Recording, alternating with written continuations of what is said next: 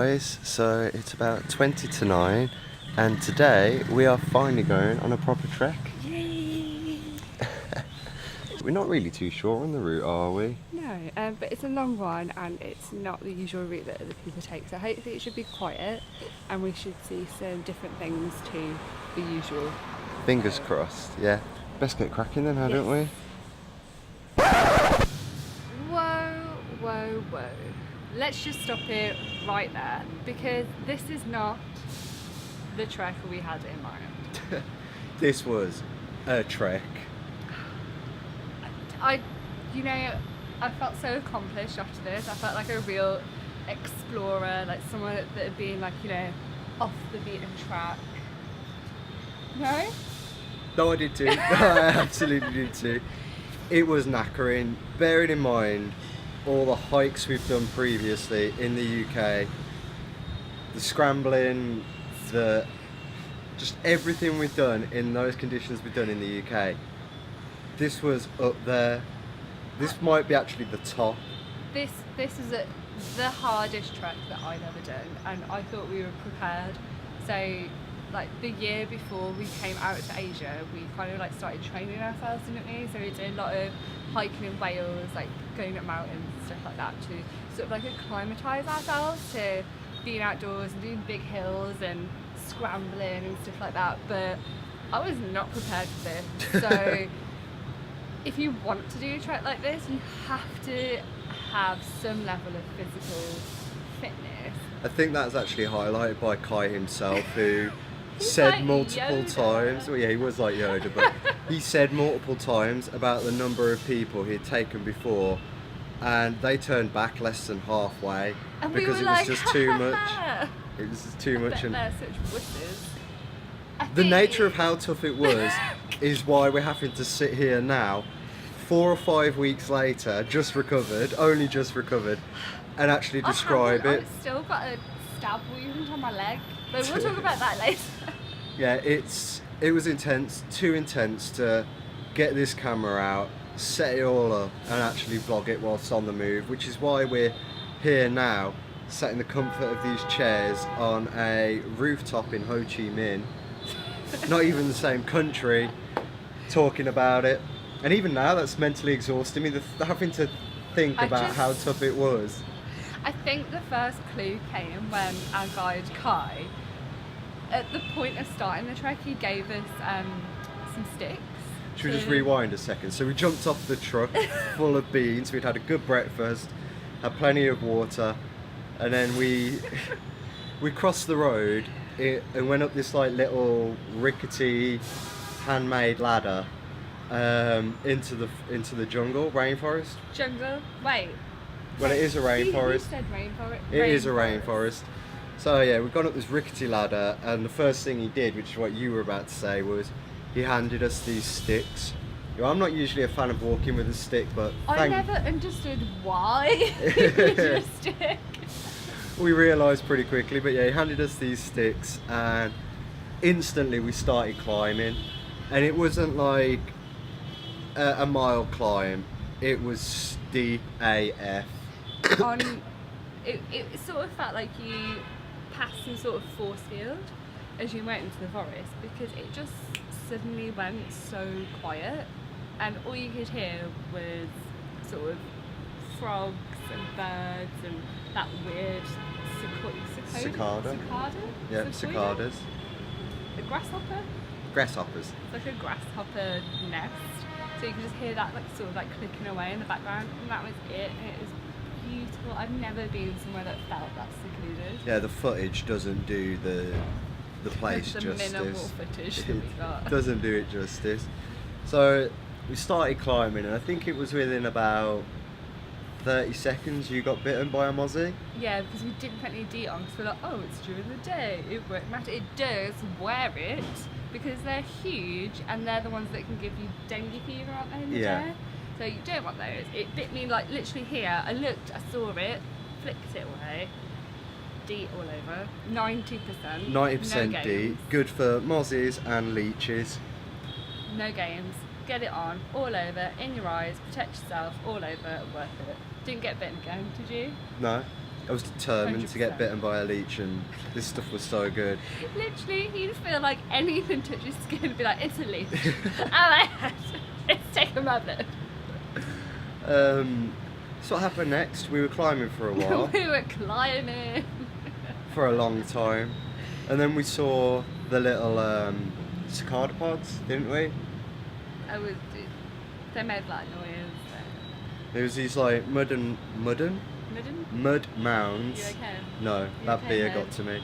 There was these mud mounds, and Kai actually took the top off one of them. No, he didn't. He kicked it off. Well, he took it off, and there was a hole probably about that big. And he was telling us that's where the cicada larvae actually pupate and turn into cicadas. That was pretty cool to see. Didn't know that occurred. Right, accurate. That was pretty much like 5 minutes in. 4 minutes 30 seconds after your I Aussie don't bite. even remember this. I was traumatised 10 minutes in. And we climbed some more, and this is all up to the Rafflesia flower. Great pronunciation. So basically, you know those big ass flowers that come out of nowhere in Jumanji? They look like those, and they're like this big. It kind of looks like a vile plume. I was just about to say, those Pokemon fans, it looks like a vile plume. So it's like about that big. We saw two that were dead because I think they flower and they last for a couple of days and then they die again. Yeah. And apparently to insects, when they get inside, it smells like rotten flesh, but not to us. But we did see one that had just bloomed. It was beautiful. Yeah, it bloomed the day bright before, red. and it was very pretty. It That was was very cool. pretty. That's the only place in Thailand that they grow as well. Yeah, I think it's one of the only places in the world they grow actually. I don't know. I don't want to give fake news on YouTube. Other highlights, we saw a red squirrel. Well, it wasn't a red squirrel. It was a giant squirrel, wasn't it? I have no idea. I don't remember any of this. I'm absolutely traumatised by the whole thing. You'll see why. Have you just blanked it all out? Yeah. I remember the flowers. But we didn't get the squirrel on camera because he was just too quick. Like, we saw a glimpse of him and gone. We did see one though, promise you. And that was actually just before we saw the Rafflesia, wasn't it? I don't know what I'm asking you, you don't remember it, so yeah. Kai wandered off into the woodland, didn't he? Oh yeah, he made us the bamboo cups, didn't he? Yeah, so he like wandered off into the woodland, like started chopping down some bamboo with a machete. Yeah, That, machete. with a machete. Chopped down these like bamboo Shoots. Shoots. So he chopped those down and then just started like fashioning cutlery and What did he make? He made like 2 spoons to stir our And 2 tea cups. with, and 2 bamboo cups. Just with there within about 10 Even minutes, he'd chopped it all down. sanded it. Yeah, shaped it, and sanded it with a sandpaper leaf. I think it took him about 4 minutes. I'd say about 10, all in all. No, I recorded it as 4 minutes. 4 minutes, wow. Amazing. In less than 10 minutes, he'd gone Ray Mears on us. Really posh Raymiers. Raymiers don't have curves. No, that's true. And then about 5 minutes after that, we emerged to the river, didn't we? We did, and it was full of like the biggest tadpoles I've ever seen. They were literally like this big. They were massive, and they're like that fat, weren't they? They're like wriggling all over the place, and there were loads of them. I've never seen that. They were ever. huge. They're not what you had in your tank in primary school. I never had that. You didn't live, That's mate. cool. You didn't have a childhood. Didn't have one. But they were beastly. Like, you could have put a few of those on a skewer and had them. What's wrong with you? Just on the Ray Mears theme. And then your nightmare happened, didn't it, after that? Yeah, so we it didn't dawn on me, but we saw some people coming up the waterfall, going camping or whatever. Rough camping, what's it called? It wild camping. Yeah, wild camping. In wild camping. And Kai's like, oh yeah, hiya to his mate, they're having a chat. Then We were sat they're down like, watching his yeah, tadpoles. Oh yeah, tadpoles are great. Then Kai's like, right, come on then, let's go down the waterfall. What do you mean, mate? Sorry, what? Excuse me. Down the waterfall. How? I can't see a ski lift get. There was no abseiling equipment. No steps. The long way around didn't exist. So it was looking like we were going to have to abseil, kind of, down this water. It wasn't even abseiling though, was it? It was sliding gracefully on your backside in your case, down these rocks at the side of the waterfall. And Which again, was like slippy AF, by the way. There could have been freaking mould and they were slimy, so you couldn't get grip. We're wearing just like Adidas trainers. and again, Why like is in like Crocs? Like this guy again, like is unbelievable. the footage just doesn't do how steep it was and how dangerous. Well, yeah, dangerous. It was. I think it was like 200 feet. Wasn't 200 feet. I think the first one was 14 meters. So it's a high. decent height That's like with no safety equipment. 9 of me. I don't know where you get your maths from sometimes, but it's definitely not 9 of Amy. It was horrendous and I cried the whole way down, but I did it. And you did it, carrying all of our shit. Kai doesn't earn enough. No, he doesn't. After the humidity of the forest, like just jumping in that water was blissful and like quite. Seductive? No, I was gonna say scenic, yeah, but I couldn't think of the word. Seductive water. These scenic waterfall, it was beautiful, just splishing around, like hearing it behind, and just it was just so refreshing. And then we had rice and chicken and rice. Well, nice.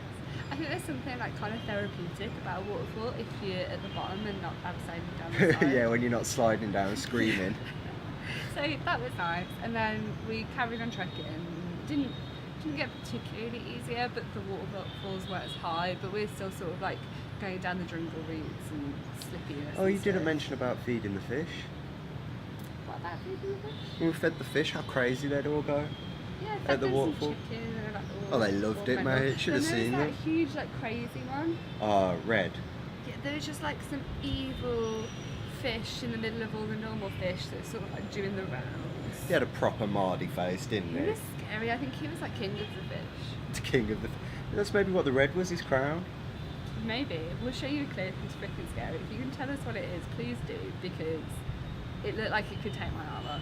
After the waterfall, the path ceases. Like, you literally have to walk through the river, which is again why they closed the park after heavy rainfall, because that river within the space of 3 hours, you could actually see where it was the day before, and it was well above our heads, wasn't it? Yeah. Well above our heads. So if you go to Khao Sok National Park and you decide to try do this on your own, we'd advise don't in the first place. Yeah.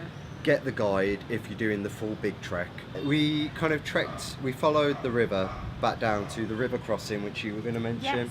Yes. So he was like, oh, take a break. So we sat and had some water, and he started taking off all his clothes. I thought And we'd we're like, paid for a strip show yeah, I was somewhere like, within the great, money. Striptease, take it off. 60-year-old Kai. But no, he stripped off it to his pants and then took half of our stuff over the river. And as he was walking over this river crossing, it literally came up to here. I mean, Kai is probably like 5.5 foot. Yeah, there was, Anyway, he was a small guy. The water was like up to his neck, and he's sort of like carrying all the stuff above his head. But there's like a specific way that you have to go through the river crossing. Another reason to have it guided. So he sort of like went that way and then came back for us. Didn't bother with you, but him and like this other guy that appeared out of nowhere sort of like carried me across. Unwillingly. I really tried to go on my own, they just would not let me with there. They'd seen how many times you fell over before, so... Falling over is not a bad thing for me though, it's just inevitable. It doesn't mean that I'm not enjoying myself, it just means I need a different perspective. Like Every walk we've ever done, ever, doesn't matter where it is, she'll fall. She'll be on her ass. What's it like from down there, babe? Oh, it's alright. Every time I always come home with mud on my ass. So we did the river crossing. Survived, and then... As you can see from my face on the GoPro footage, it's not just like a flat riverbed. There's these huge boulders that you've got to try. Yeah, he did. The only bit of assistance I did get ended up pulling me into a hole, but you can see from my concentration face when crossing this river, You've got to try and weave over these boulders and around them without getting your foot stuck or twisting your ankle or something. Again, like, doing it actually made me realise how easily you could, like, get an ankle stuck somewhere and, yeah, twist it. Well, you wouldn't drift away. Oh, You'd just yeah. be stuck there, wouldn't you? Like a one of those wacky inflatable. Yeah. Oh, we laugh now. I wasn't laughing. And then, yeah, the only assistance I did get, I got pulled into the hole and fell. Again, you'll see that on the footage. But from then, Kai was like a bloody bullet. Like, see you later, Kai. I think he was like, oh, hard bits are over. Let's go. Let's We're just get bloody home. Marching through the forest. It was a lot flatter though. That Yeah, part was a easy. lot flatter and a lot easier. And again, like, the trail opened up. So when you do the trek, you know it gets easier. So just keep praying for the flat. Yeah, once flat you've to done that come. river crossing, you're like, "Pfft, Let's go. the easy bit's coming. And then you're back at the like the ranger's hut. Yeah, it's kind of like a About little. a kilometre into the park, isn't it? I think it's 2 or 3. Oh, okay. Yeah, I think it's 2 or 3 kilometres in. That is the bit we'd advise you don't have a guide for. If you go to Yeah. the main entrance of Khao Sok, you can do that walk, and a lot of people pay to get a guide to do that walk. You don't need to. It's a big, wide open forest road basically. It's like a gravel track that you could easily fit a 4x4 down. It only leads one way, as long as you keep following that, and then you'll get to the jungle hut. Don't get a guide for that. Not worth it unless you may be doing the night trek. We didn't do that. You legally, park rules, you have to have a guide if you do Do anything the at night trek, yeah. But so the trek we did with Kai took us to the jungle hut. From the jungle hut, we took that path that Ollie just mentioned back to the beginning of the park. What happened at the jungle hut though? Well, firstly, Kai got his bamboo cups out, so we had a nice cup of coffee and a tea in those, but didn't quite get them because Kai gave me a banana. In my excitement in telling Ollie that I had a banana, like a monkey came out of nowhere. Well, you left all the equipment, barring the big camera, which I had. You left all of that on the table side and ran over to tell me about bananas. And then a monkey came out of nowhere and stole a whole bunch of bananas. But before he did, he literally got the banana cup, threw The it banana as cup? a bamboo cup. He got the bamboo cup. Literally, I saw him flick the wrist. Flicker the wrist. Okay, that's it. Whatever I did looked completely different to her. So he got the bamboo cup, chucked it. All And over your phone. It was like, I saw the intelligence there. It was like distraction. All over the phone, all Decoy over the Lois. GoPro. Took the bananas back into the trees. Then Kai is lecturing me about turning my back on bananas. And I'm like, shit, there's stuff all over Ollie's phone. I've just broken my phone. Ah. It So, was. I only got one banana, is the moral of the story. The best bit is I didn't see any of this whatsoever because I took the camera out and was photographing the other monkeys. I was just looking through the tree and there is one greedy little pot-bellied monkey with 6 or 7 bananas just nom, nom, nom, nom, nom, nom, nom, like mowing through them, and I'm there taking pictures of him. I've gone in, I'm showing Amy the picture, she's like, yeah, he threw coffee all over your phone, stole the bananas and buggered off, mate, with your supper. Strategic, that was. He was a clever guy, wasn't he? And then we sat and chilled there for a while longer. Yeah, and then we just took the normal path back. The only time any of us could walk as fast as Kai Yeah. was on that path, on that big jungle road. But we did that path on our own a couple of days before, and like there were loads of monkeys and creepy spiders and stuff, and apparently sometimes you can see wild elephants, so it's definitely worth doing. Apparently. We didn't see any, but we did see sort of evidence of where the elephants Yeah, had been. You could yeah. see where they'd like crushed the forest, so definitely worth doing.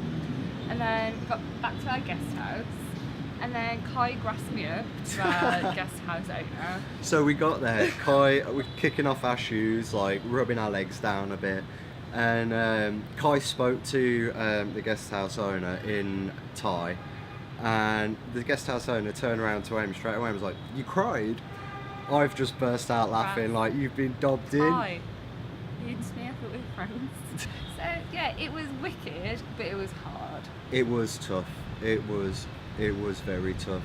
So much so, the next day when we were supposed to do some more jungle trekking, we opted out of it, didn't we? Yeah, when we went to the lake, I can't remember what that's called now.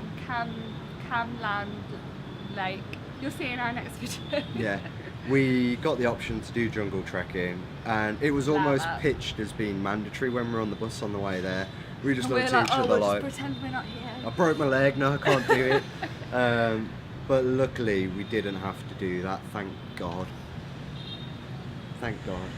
So if you're in Khao Sok, speak to your guest house owner. Don't necessarily do the tours. See if they can offer anything else, which is how we got this. So our guest house owner hooked us up with Kai, who was like, I can take you on a special hike. So we did something that other tourists don't necessarily do. You pay a little bit extra, but it was 100% worth it. I mean, we were out of our guest house from 9 o'clock in the morning until maybe 4 or 5, 5 o'clock. Yeah. And we got lunch, and it was just us and Kai. And the jungle. Yeah, it was pretty much 2 trips in one day, because we saw the flowers, which is one trip on its own normally. Yeah. And we saw the waterfalls, so it kind of like brought it together. And it was, as I say, please don't think we are overhyping how difficult this is. It's tough. It is really tough. If you feel like you're fit enough, give it a crack. Let us know how it goes in the comments below. Yes. Because we would love to see if you guys agree, and we can get some kind of general consensus on this. If you didn't make it, we're not going to laugh at you. We'll empathise if anything. 100%. Let us know if you got leached. He'll be jealous. I'll be so jealous. We'll see you in our next See you video. soon. Make sure you subscribe. Tell all your friends.